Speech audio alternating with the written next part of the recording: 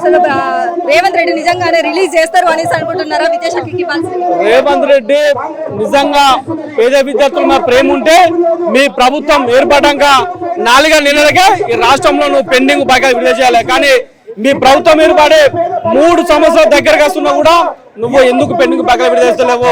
ఎందుకంటే నీకు పేద విద్యార్థుల మీద ప్రేమ లేదు. నువ్వు ఈ రాష్ట్రంలో ఒక ముఖ్యమంత్రి పరిపాలన చేస్తున్నావు, ఒక కార్పొరేట్ ముఖ్యమంత్రి పరిపాలన చేస్తున్నావు. పేద విద్యార్థులకు రావాల్సినటువంటి స్కాలర్షిప్స్, ఫీజు రిమెంబర్మెంట్ నువ్వు ఎందుకు ఆపుతున్నాము? మాది విద్యార్థుల ప్రభుత్వం చెప్పినావు, మాది ప్రజాపాలన ప్రభుత్వం చెప్పినావు, కానీ నీది తెలంగాణ రాష్ట్రంలో ఒక కార్పొరేట్ ప్రభుత్వ పాలన నడుస్తున్నాయి. దేశంలో మోడీ ప్రభుత్వం నీటి పేపర్ లీక్ చేసి 23 లక్షల మంది విద్యార్థుల జీవితాలు నాశించే విధంగా కూడా అక్కడ కేంద్ర ప్రభుత్వం పరిపాలన చేస్తుంది.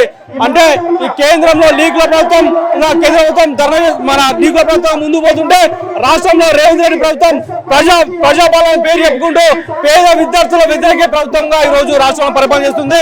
రాబోయే రోజులలో మీరు కాక పెండింగ్ బాగా విడుదల చేయకుంటే ఈ రాష్ట్రంలో ఎమ్మెల్యేలు, మంత్రులు ముట్టడిస్తాం ఖాయం, ఎంపీలు కూడా ముట్టడిస్తాం. మేము పెద్ద ఎత్తున కూడా మేము ఇక్కడ ఇంద్రపార్క్ వద్ద మహాధరణ చేస్తున్నాం.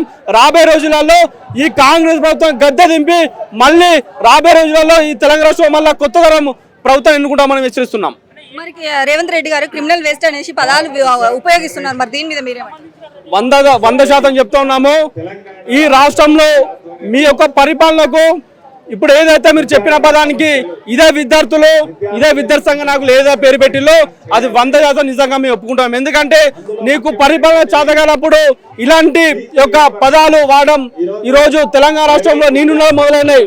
నీ యొక్క బూతుల పదం ఎట్లయితే నువ్వు ఈ బహిరంగ సభలలో లేకపోతే మీ పార్టీ కార్యక్రమాలలో నువ్వు ఒక ముఖ్యమంత్రి మర్చిపోయి నువ్వు ఏదైతే బూతు పదాలు వాడుతున్నామో ఆ బూతు పదాలు ఇప్పుడు తెలంగాణ రాష్ట్రంలో విద్యార్థులకు మేధాలు కూడా అలవాటైనాయి. నీ యొక్క బూతు పదాలే మళ్ళీ నీకు ఉల్టా కూడా కొడుతున్నాయి.